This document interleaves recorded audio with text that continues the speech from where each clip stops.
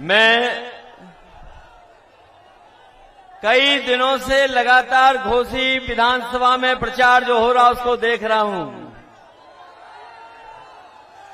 कोई नेता बीजेपी का जो मंत्री है, शायद कम ही मंत्री बचे होंगे जिन्होंने घोसी में आने का काम नहीं किया हो।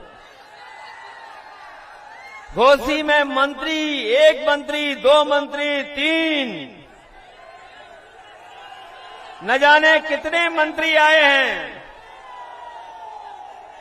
और यहां पर जितने लोग खड़े हैं वो जानते होंगे कि एक मंत्री एक किसान के हाथ को पकड़ करके खेतों में घूम रहे थे। मंत्री जी से ने पूछा कि यहां पर कौन जीतने वाला है, पहले तो ज्यादा वोटों से इस बार जिताओगे, पहले हजारों से जीते थे, इस बार उससे ज्यादा जीतेंगे। जो मंत्री किसान का हाथ पकड़े जा रहे थे उन्हें लगा कि किसान उनके धोखे में आ जाएगा, उनके जुमलों में फंस जाएगा। लेकिन मैं बधाई देना चाहता हूं उस पत्रकार को, मंत्री जी के जाने के बाद, जिन्होंने हाथ पकड़ करके अपने खेतों में घुमाया था। जब पत्रकार साथी ने पूछा कि कौन जीतेगा यहां से, वो गरीब किसान गांव में रहने वाला हमारा, उसने कहा कि सुधाकर यहां से हजारों वोटों से जीत करके जाने वाले हैं। ये मंत्री अपनी उपलब्धि नहीं बता रहे। जिस मंत्री ने किसान का हाथ पकड़ा था, तमाम मंत्री आ रहे हैं धोखा देने, अपनी उपलब्धियां नहीं बता रहे यहां आकर के। वो किसान जो अपनी पैदावार की चिंता में डूबा है, उसकी फसल की कीमत कैसे मिले, ये मंत्री जो घूम रहे सरकार के, वो ये नहीं बता पाए कि डीजल सस्ता मिलना चाहिए किसान को, खाद कीटनाशक दवाई, और जब हमारे किसान की पैदावार तैयार हो जाए तो ये बीजेपी के लोग बताना भूल गए कि लाल किले से लेकर के मंचों तक कहा था कि हमारे किसान की पैदावार जो होगी उसकी आय हम दोगुनी कर देंगे। यहां हमें दिखाई दे रहे हैं या किसान, बताओ ये डबल इंजन की सरकार वालों ने किसी किसान की आय दोगुनी की हो तो बताइए। ये लोग कह रहे डबल इंजन से कुछ नहीं होता, इंजन का ड्राइवर अच्छा होना चाहिए। हमें वो ड्राइवर नहीं चाहिए इंजन का जो इंजन छोड़ करके ड्राइवर भाग गया हो। हमने अपने बीच का नेता चाहिए, हमें अपने बीच का नेता। ये लोग जो दूर दूर से घोसी में चल करके आए हैं, उनकी भाषा आपने सुनी होगी विरोधियों की। विरोधी न जाने क्या क्या कहने लगे हैं। जो विरोधियों की भाषा बदली है वो इसीलिए बदली है कि यहां का किसान, यहां का गरीब, यहां का नौजवान सब जाति धर्म तोड़ करके साइकिल के साथ और समाजवादी पार्टी के प्रत्याशी सुधाकर सिंह के साथ खड़े दिखाई दे रहे हैं।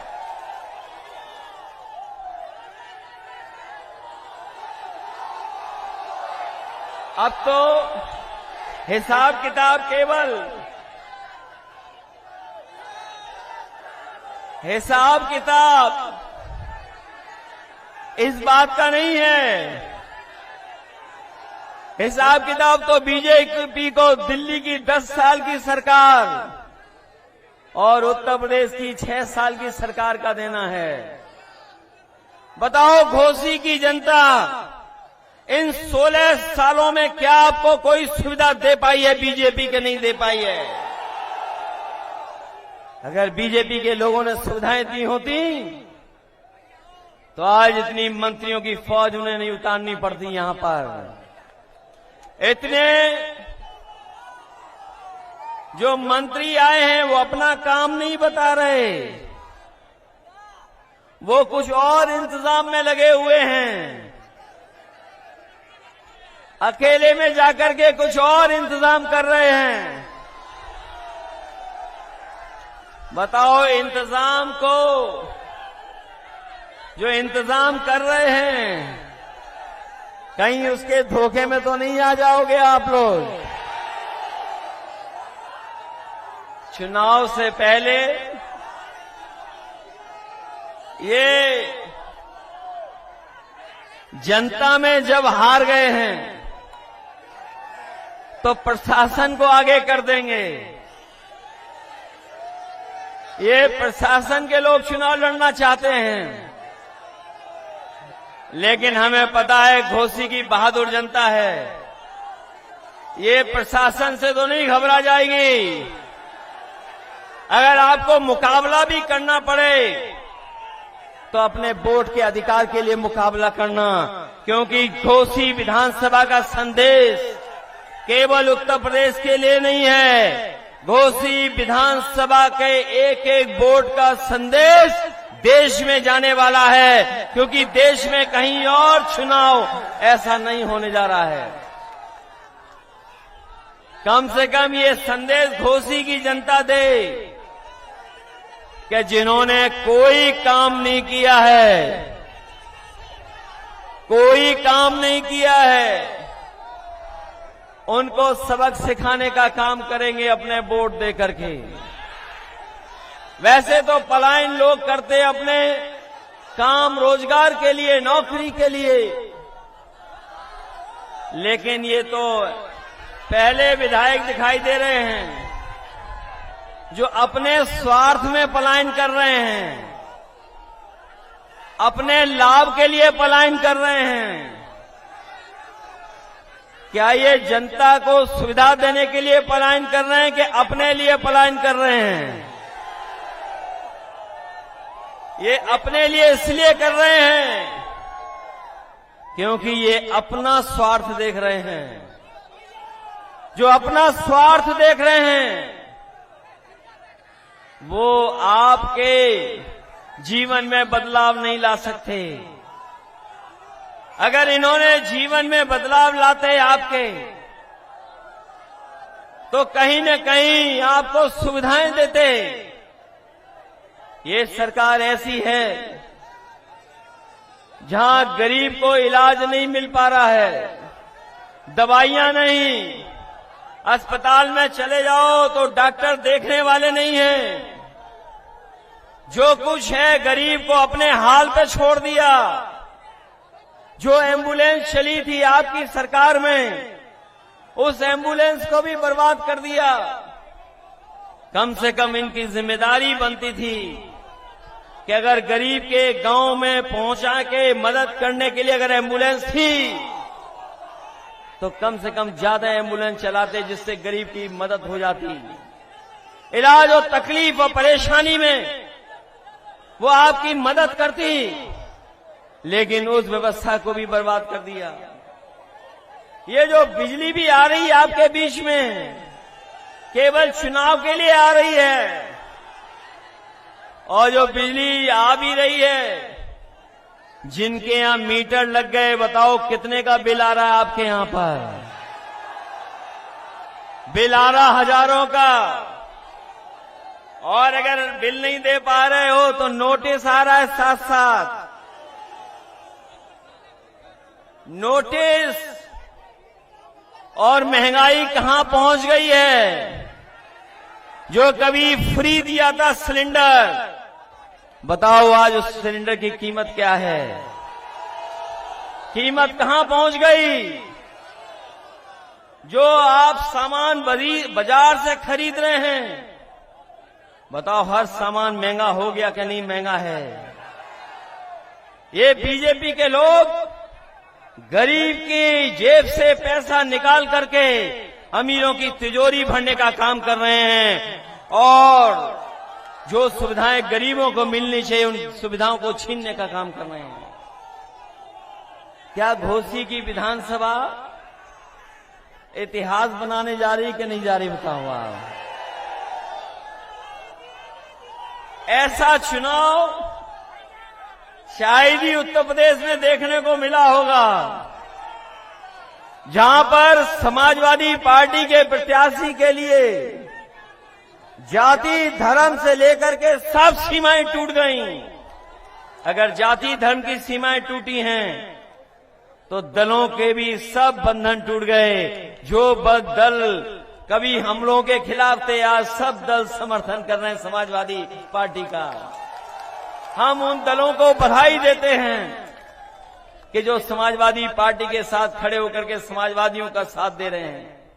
कि ये महत्वपूर्ण लड़ाई है, कोई छोटी बड़ी लड़ाई नहीं है। ये बड़ा फैसला होगा आपका और ये ऐसा फैसला है जो देश की राजनीति में भी बदलाव लाएगा। जब से समाजवादी और देश के दल एक हो गए, जब से इंडिया गठबंधन बना है, लोग घबराए हुए हैं कि इंडिया गठबंधन कैसे बन गया। न केवल गठबंधन से घबराए हुए हैं, बल्कि जो सवाल उठाए जा रहे हैं कि जब तक जाति जनगणना नहीं होगी तब तक हम सबका साथ सबका विकास नहीं कर पाएंगे। ये जो लोग सबका साथ की बात कर रहे हैं वो सबके बीच में गैर बराबरी नहीं खत्म करना चाहते, और जब तक गैर बराबरी नहीं खत्म होगी, जब तक जाति जनगणना नहीं होगी, तब तक हम समाज में बराबरी कैसे लाएंगे।